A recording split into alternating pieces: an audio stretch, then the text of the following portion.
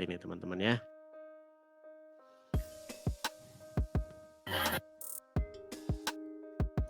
Halo Bang, suara tidak terdengar Bang, Mang Ian.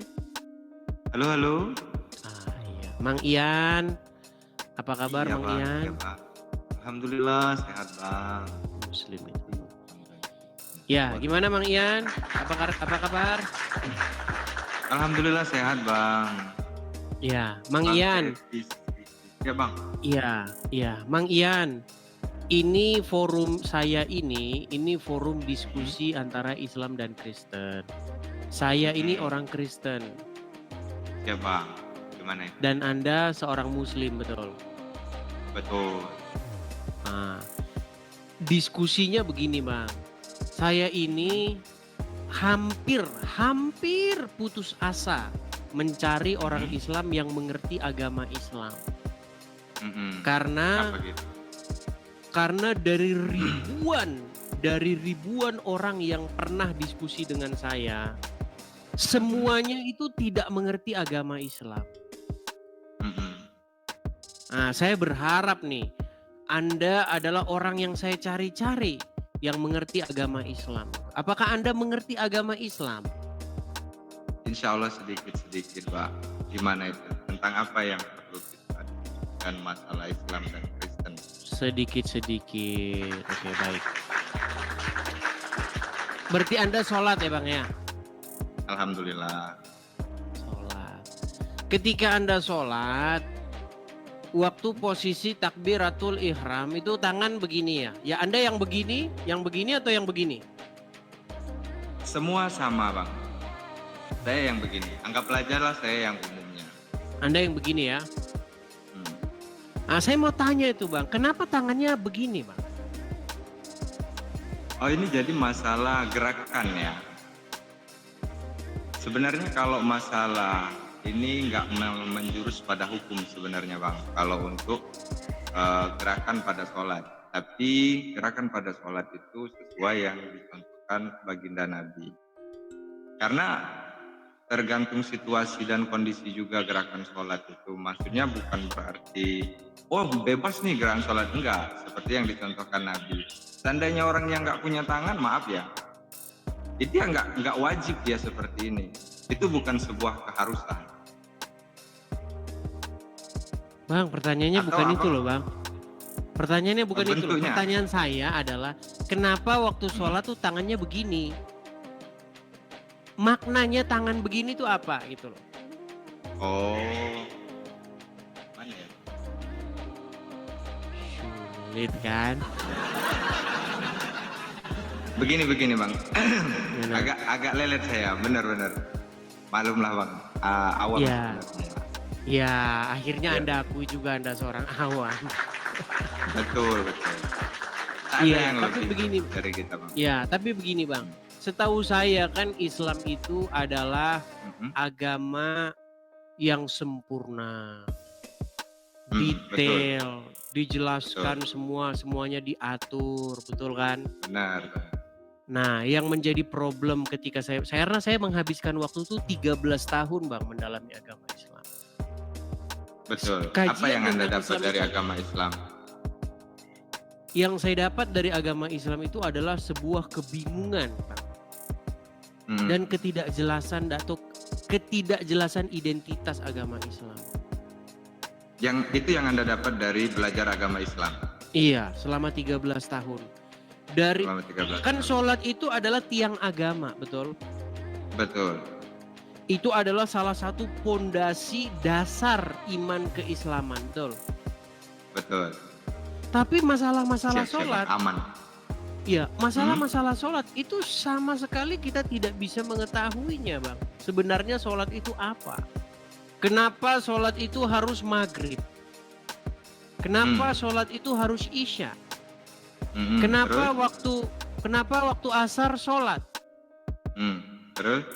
Itu juga tidak ada orang Islam yang tahu. Kenapa sholatnya nggak jam 9 pagi? Boleh ada duha Bang.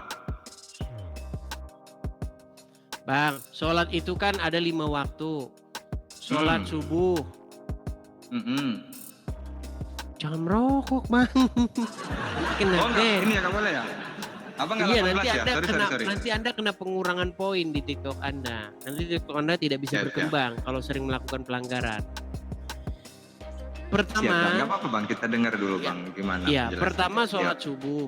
Oke? Nah, setelah sholat subuh, kemudian jam 12 siang sholat asar. Sholat asar ya. Kok sholat asar sih? Jam 12 siang sholat apa? Sholat zuhur. Sholat zuhur. Kemudian sholat asar. Kemudian sholat maghrib. Kemudian sholat isya. Terus? Kan itu sholat-sholat yang ditentukan. Nah, menjadi pertanyaannya, kenapa misalnya Anda tidak sholat jam 10 pagi kalau begitu? Kenapa harus jam 5? Kenapa harus subuh? Kan tadi Abang sudah ngomong di awal ya, Islam itu dari segi apapun diatur Bang. Semuanya ada aturannya. Nah, untuk yang kewajiban kita, kan Abang tadi Abang udah belajar kan, katanya udah mendalami Islam. Bohong kalau 13 tahun Abang nggak ngerti kenapa itu diatur sedemikian rupa, ya kan? Kalau memang mau melaksanakan sholat pada waktu-waktu tertentu ada, semuanya ada. Cuman nampaknya untuk kita yang miskomunikasi kewajiban nih, Bang. Nampaknya kita ada miskomunikasi, Bang. Yang saya maksudkan tuh begini, Bang. Saya mengerti diatur jam 5, kemudian jam 12 seperti tadi. Yang saya tanyakan itu kenapa kok jam segitu? Ada apa di balik peristiwa jam 5? Ada apa di balik peristiwa jam 12? Ada apa di balik peristiwa jam 3? Sebentar, saya tanya lagi. Abang 13 tahun sudah belajar tentang Islam. Belum mengetahui itu? Karena tidak dijelaskan, Bang, dalam agama Islam. Saya kasih contoh, apa lagi yang tidak dijelaskan nih? Oke, saya kasih contoh, Bang ya. Nih, Bang. Saya ketika belajar agama Islam, saya lihat ini, Bang. Lihat ini posisi duduk tasyahud. Ini kakinya satu begini, yang satu begini. Pertanyaan saya ini biar ngapa? Kenapa duduknya harus kayak begini? Coba, apakah ada orang Muslim yang bisa jawab? Banyak Bang, jangankan itu. Abang sebenarnya kalau begitu saya tanya, kenapa duduknya harus begini? Coba tanya sama dokter, kenapa kita duduk begitu? Apa manfaatnya kita duduk seperti itu? Kalau Abang mau menjelaskan secara gitu. Loh, semua gerakan sholat itu Bang, itu sudah diteliti sama medis, mempunyai manfaat dan fungsi masing-masing pada tubuh manusia. Abang kan perlu penjelasan secara fisik dan manfaat. Jadi Islam itu adalah gerakan senam-senam. Sholat itu adalah gerakan kesehatan.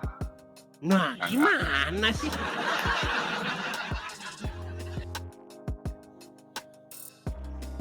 Saya pikir sholat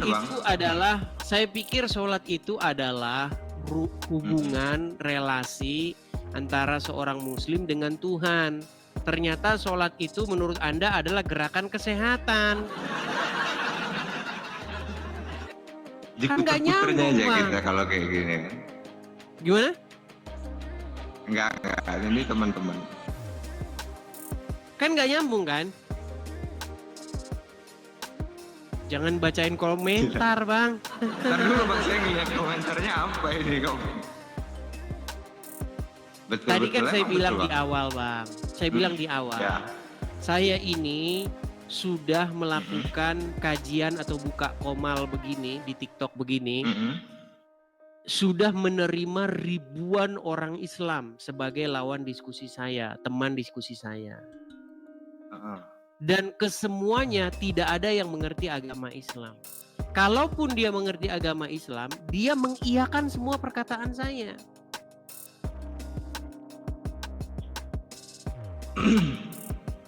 Kenapa harus mengiyakan? Karena dia belajar.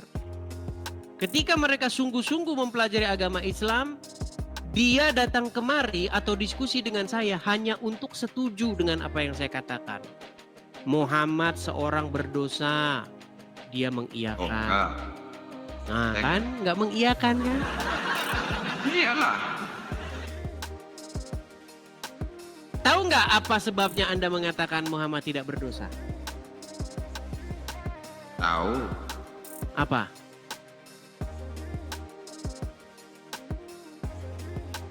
Pura-pura baca komentar kan? Enggak, baca komentar ini Bang. Mana tahu mereka mau jawabnya. Bantu jawab kan? Gini Bang, seseorang yang mengatakan Muhammad tidak berdosa adalah seseorang yang tidak tahu agama Islam. Oh begitu. Seseorang yang tidak pernah membuka Al-Quran untuk belajar apa artinya. Nah Anda termasuk orang yang membaca Al-Quran hanya untuk membaca huruf-huruf Arab di dalamnya. Anda harus mengiyakan omongan saya karena itu benar. Ketika Anda buka Quran Bang di bulan puasa, di bulan Ramadan, Anda ambil tunjuk-tunjuk itu kan. Tunjuk-tunjuk itu yang begini tuh.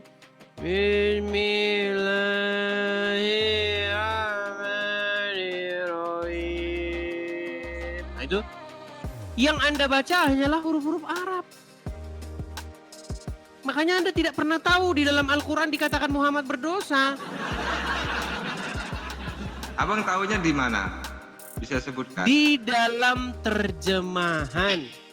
Makanya saya mengajarkan orang Islam untuk membaca terjemahan Al-Quran. Jangan membaca huruf Arabnya, nanti Anda tidak tahu isinya. Anda tidak tahu isinya nanti.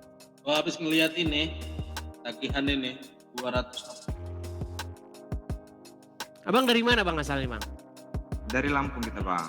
Lampung. Lampungnya mana Bang? Bandar Lampung Bang. Bandar Lampung. Waduh. Kan ada orang kadang kuat. Kalau dari omongannya kayaknya tetangga saya ini Bang. Iya Kak. Saya Abang di mana Bandar Lampungnya? Wai Halim kah? Di Sukarame Bang. Sukarame, oh Sukarame. Berarti kita tetangga, kita. Di mana kita Bang? Mana kita? Ya di mana-mana lah Bang. Wah. Bandar Lampung, Ulun Lapong. Ulun Lampung. Iya Bang. Jadi gini, saya berharap dengan adanya diskusi gini Bang, dengan adanya diskusi lintas iman ini, dengan adanya dialog antara Islam dan Kristen ini, itu semakin orang-orang itu tahu Islam itu apa, Kristen itu apa gitu Bang. Karena selama ini saya lihat banyak ustadz-ustadz, ulama-ulama ceramah tentang Kristen. Begitu. Gawe loh. Bahkan Roma Irama sudah membuat lagu. Apa itu? Katakan tereret. Tuhan itu satu. Tereret. Katakan tereret. Dia. Anda tahu kalau gitu kan? Belum aku Bang. Belum tahu lagu Roma ini. Masa belum tahu lagu? Bener. Roma belum Irama. tahu. Mengapa kau Tuhan kan manusia? Iya. Kalau tahu lagu itu tahu aku. Tahu. Janganlah Bang bilang tak tahu. Ya kalau yang sebelumnya aku belum pernah dengar.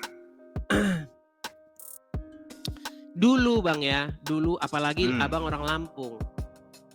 Zaman saya masih kecil, dulu itu sering ada layar tancap, tahu kan? Layar tancap. Ya, tahu. Musiknya kan kalau lagi pergantian film, antara film satu kalau udah habis begitu kan ada film lain. Nah biasanya lagunya Roma Irama. Pantes Abang ini paham betul tentang Roma Irama ya. Iya, karena kan itu kan hiburan orang-orang desa zaman dulu Bang. Zaman dulu kan orang-orang desa hiburannya itu. Musiknya Roma Irama gitu kan.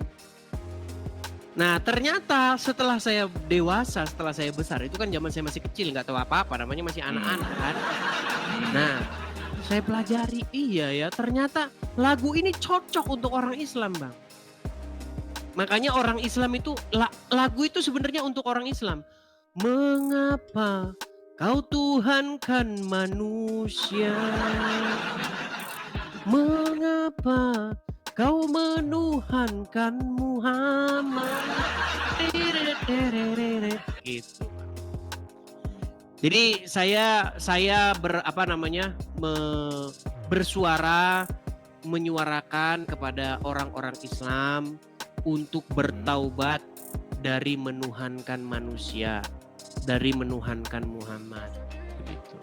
Betul. Setahu saya ya Bang, setahu saya di Islam nggak ada yang menuhankan. Bang, coba Mungkin ingat-ingat Bang. pengetahuan saya yang belum sampai Ya, ke karena sana. abang itu tidak mengerti agama Islam. Gini, waktu Anda taruhlah kumpul-kumpul dengan sesama Muslim, Anda gini nggak? Ya Rasulullah, ya Muhammadku, dengarlah seruanku, betul nggak? Terus? Oke, ketika Anda berseru-seru ya Rasulullah, Muhammad ada di mana?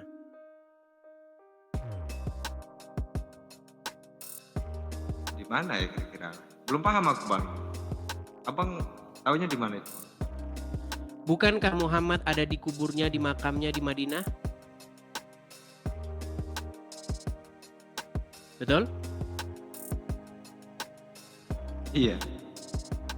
Jangan pura-pura baca komentar lagi, Bang. Enggak, aku enggak pura-pura. Memang aku baca Bang. Aku bingung apa Aduh, berat. yang di orang mau sampaikan ini apa? Gini loh maksudnya, umat Islam mereka berseru-seru ya Rasulullah. Ketika mereka mengucapkan ya Rasulullah, Rasulullah ada di dalam kubur. Berarti umat Islam berseru-seru kepada orang mati. Makanya lagu Roma Irama itu cocok untuk orang Islam. Mengapa kau Tuhankan Muhammad? Bukankah dia telah meninggal? Gitu. Hai umat Islam. Mengapa kau berseru kepadanya? Sekarang aku jawab teman-teman dulu ya. Dia hanya manusia yang sudah meninggal. Gitu. Gimana Bang? Enggak, aku ngeliatin komen. Aku kan baru sekali nih ketemu kayak gini. Kenapa? Ada apa gitu kan? Ya karena kan kalau masalah Islam dan Kristen itu iman sih Bang. Iya, Kalau saya setuju Bang. Masalah fikih, masalah apa yang abang mau kaji sama saya. Kan abang sudah bilang 13 tahun belajar Islam. Dan juga saya ngelihat komentar seperti ini. Kenapa? Aku kan baru ketahui. Bahkan aku baru ketemu ini yang namanya Edis TV kan. Aku nggak tahu sebelumnya apa dan seperti apa. Tapi untuk teman-temanku yang di sini yang komentar seperti apa seakan kita menjatuhkan Islam atau apa. Memang mungkin aku banyak jawaban yang belum bisa aku jawab tentang Islam pada Anda. Tapi untuk masalah keimanan ataupun aku di sini dikiranya, oh udahlah pantas seperti apa ya. Enggak, aku memang belum tahu sama abang ini siapa kan. Edis TV itu apa aku nggak ngerti. Kan tetangga Bang. Kita sama-sama ulun Lapong Bang. Kenalan dulu kalau udah Lampung. Ulun Lampung. Toleransi kan aman. Iya. Saya nggak begitu dalam Bang belajar. Ibaratnya begitu memahami tentang perbandingan agama. Gini Bang. Tapi sementara iman yang ada yang kita pegang sekarang, pengetahuan apa yang kita punya seperti apa, bebas kok. Di Islam juga semuanya ada. Ada ketoleransian agama, kitab ada 4, imam ada 4, siapapun boleh memilih. Baik. Pertama statement Anda itu saya sangat setuju bahwa biarlah Islam mengurusi agama Islamnya. Biarlah Kristen mengurusi kekristenannya. Tetapi yang terjadi di tengah-tengah masyarakat sekarang Bang, orang Islam itu sibuk bahas agama Kristen. Ustadz Abdul Somad bahas agama Kristen. Ustadz Adi Hidayat bahas agama Kristen. Ustadz Firanda bahas, banyak ustadz bahas agama Kristen, Bang. Nah, ketika orang Kristen speak up, berbicara, lalu orang Islam mulai mewek-mewek. Marilah kita jaga persatuan. Janganlah kita mengurusi iman orang lain. Loh, gimana sih? Bukankah Anda yang memulai dulu membahas agama kami? Kami sebagai abang kalian, sebagai saudara tua kalian, harusnya kalian itu sungkem. Oh, agama baru kemarin sore sosok ajarin gitu loh, Bang. Islam itu kan agama yang baru datang kemarin sore. Kalau Tapi dibandingkan hal-hal yang sama kayak agama gitu yang nggak Kristen boleh, sudah lebih Bang. dahulu. Bukan hal-hal yang kayak gitu yang nggak boleh.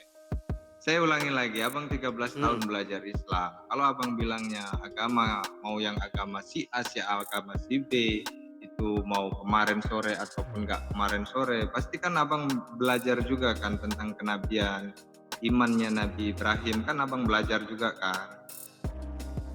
Saya sudah Nah, belajar jadi, itu semua, Bang. nah Di dalam hal-hal yang Al-Quran, kita bilangnya kalau kita kemarin sore, memang di sejarah dijelaskan Nabi Muhammad datang ke Mekah itu membawa agama baru. Tapi setelah kita kaji kan memang ketentuan-ketentuan, bahkan di kitab Abang, kitab apa? Injil, Zabur, Taurat kan? Injil, Taurat. Nah, Injil, Taurat di sana dijelasin tentang kapan kedatangannya Nabi Muhammad. Di sana Nah, dijelaskan itulah sejarahnya fitnah yang kan? nyata, Bang. Itu Loh, adalah kok fitnah yang nyata? Bang, Kok bisa, Bang? Anda tidak pernah gini, Bang. Anda tidak pernah menyentuh Injil, tidak pernah menyentuh Taurat. Lalu Anda bilang di dalam situ dijelaskan tentang Muhammad.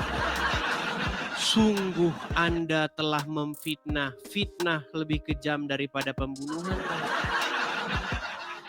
Loh, bagaimana Anda katakan sesuatu yang Anda tidak pernah sentuh? Bagaimana Anda komentari sesuatu yang tidak pernah Anda buka? Disinilah saya mendidik orang Islam supaya tidak mengucapkan sesuatu hal yang tidak diketahuinya. Betul. Maka dari itu kan Bang saya bilang, semua bebas berbicara atas pengetahuannya. Kan mungkin saya memang belum pernah sentuh, tapi saya pernah mendengar kata guru, kata siapa. Kan masa kita nggak percaya dengan katanya guru? Kalau memang misalnya yang mereka ajarkan salah atau gimana, ya bisa kita telaah lagi, kita ulang lagi. Nah, makanya saya bilang, Bang, Islam adalah korban daripada kebohongan-kebohongan yang dilakukan oleh ulama-ulamanya. Iya, dibilang di dalam Injil dan Taurat ada Muhammad. Gak ada, Bang. Difitnah lagi. Tanda nubuat kenabian itu adalah berupa daging di belakang punggung. Merah kehitam-hitaman dan berbulu alias tompel. Sejak kapan tanda kenabian berupa tompel, Bang? Nanti orang-orang bertompel semua jadi nabi.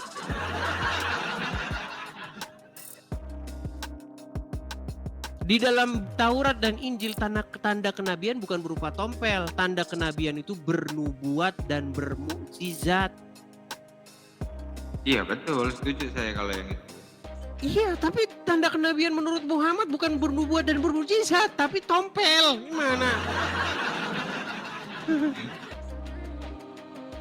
Oke lah, Bang. Kapan-kapan kita lanjutkan lagi ya, Bang ya.